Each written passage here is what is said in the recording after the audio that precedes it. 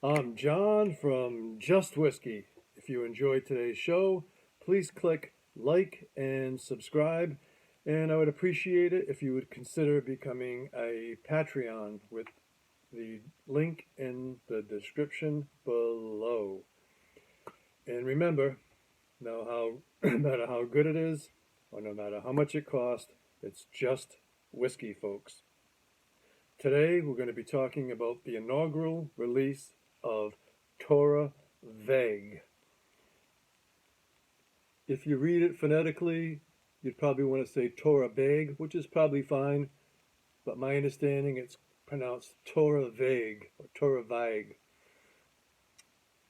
It's from the Isle of Skye, and we're going to be talking about that in just a moment. But first, I'd like to give a quick shout out to Mark at John's Liquors in Falmouth, Massachusetts, who procured this bottle for me. If you're ever visiting Cape Cod, particularly Falmouth, Mark is a great go-to guy for bourbons, rums, whiskeys, and spirits, and an impressive selection of craft beers. And if you go into his store, it's a family, three generation, I believe, run family business. And scattered throughout his store are a few rare Easter eggs in the spirit world. If you search around his store, you might be surprised to find some hidden gems in there. And then also I want to give a quick shout out and acknowledgement to a fellow whiskey tuber named the Malt Activist, and he does excellent reviews, and he's very honest and candid, and he's a funny guy. And right now he's reviewing the Rare by Nature sample set by Diageo. It's the 2020 release, and one in particular that I got a big kick out of is his review of the sample of the Dalwhinnie 30-year-old. I laughed out loud, and I highly recommend anybody checking out the Malt Activist. All right, now we're going to talk about the Torabhaig. It is the inaugural release of a new distillery in Scotland, and it comes in at 46%, unchill filtered, natural color. It checks off all the boxes. And I just want to read a little bit about on the labels here. On the back of the bottle, it says, heavily peated single malt whiskey made with concerto malted barley with an in-grain phenols content of 55 to 60 ppm, fermented with Pinnacle MG plus yeast and aged solely in first fill bourbon barrels, bottled at 46% with no chill filtration or coloring, and a residual phenols level of 16 ppm. And I found that very interesting. That's why I read the back of the label. I would like to see more distilleries reveal what the residual phenol levels are. And my guess, I would really like to see Octomore do that. Their high ppm levels, I think, are not necessarily the residual phenols, in my opinion.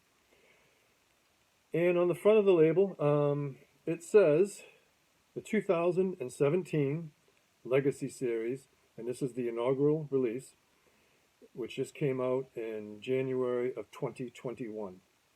And it says, aged in oak casks, smoke and brine, a robustly peated spirit with a deceptively refined character, resulting in a complex and characterful maritime whiskey. Okay. The complex that they state is debatable, in my opinion. A fantastic presentation, a really nice bottle. They spent some money on this bottle. They released 100 casks of the inaugural release, so you could do the math and figure out the bottles worldwide. But it's embossed with the Isle of Skye on there. And what's really cool too is on the top, very top of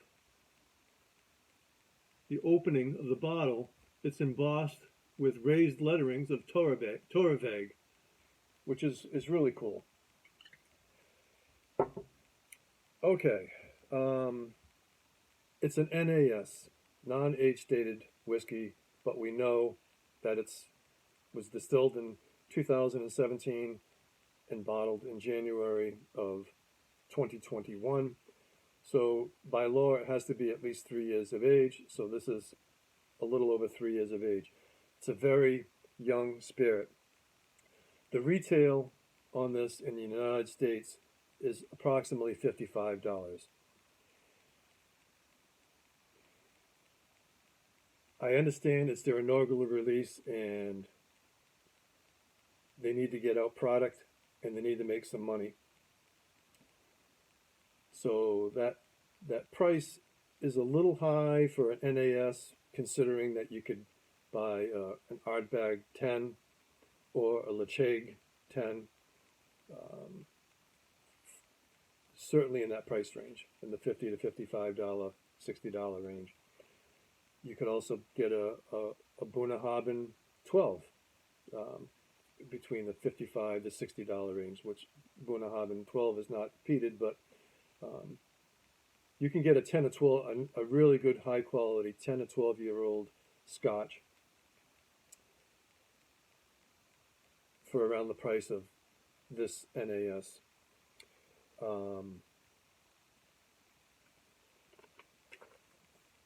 Also, what I'm going to do for the first time is, at the end of this review, I am actually going to give it a whiskey score.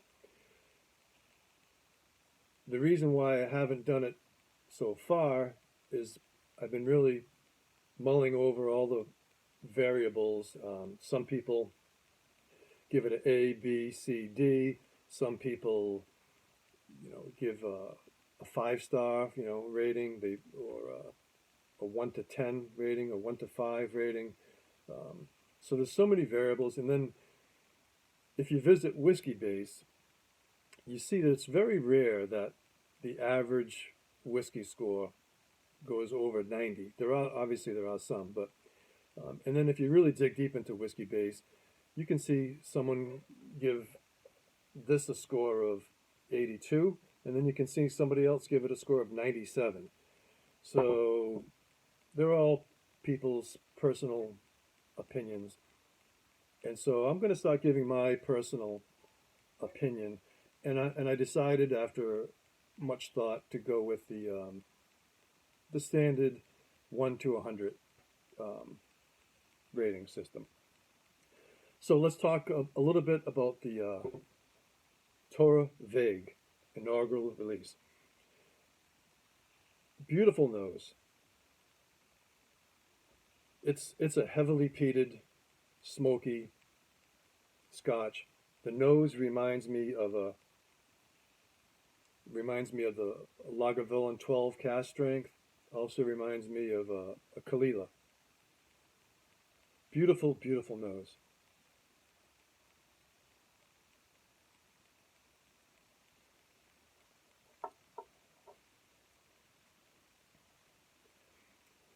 And on the palate, a little bit of sweetness to it, but you can tell it's young. You certainly can taste the maritime saltiness, maritime brine, but you can also tell it's young, and it has that oak bite to it. It's a pleasant little whiskey. It's, in my opinion, it's not a complex whiskey. but the potential is there. You can tell that they took a lot of care, and it's all in. These are all matured in first fill bourbon barrels, and it shows. Um, you can tell the quality is there. It's young, in my opinion. It's a it's a preview of coming attractions. I think of their potential, but you can tell the potential is in this glass. Um, but in my opinion, it's a bit immature and could could benefit from spending some more time in the casks. But I understand they need to get some revenue flowing, so they have to. I think they did the best they could under the circumstances.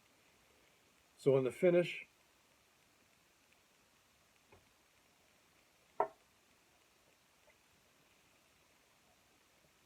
you get that lingering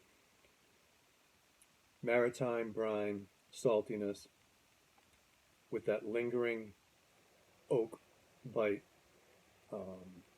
But it's a relatively short finish and a little bit of ash at the end. So what is my score? I'm going to say this is between an 84 and an 85 out of 100. I think in time, the next release maybe be a little bit older, and I can see the potential for this being rated well into the 90-point range, in my opinion, maybe even higher than that down the road. But right now, they're building the foundation, and for $55, you can certainly buy more mature, better scotches, in my opinion. Would I buy another bottle of this? I do have another bottle as a backup, so I bought a total of 2 bottles, and I'll keep that for a rainy day. Would I rush out to buy another bottle to replace, another one of these? Probably not, but I am definitely looking forward to see what they do in the future. I think they have great potential, and looking forward to it. So if you enjoyed today's show, please click like and subscribe. Consider becoming a Patreon with the link in the description below.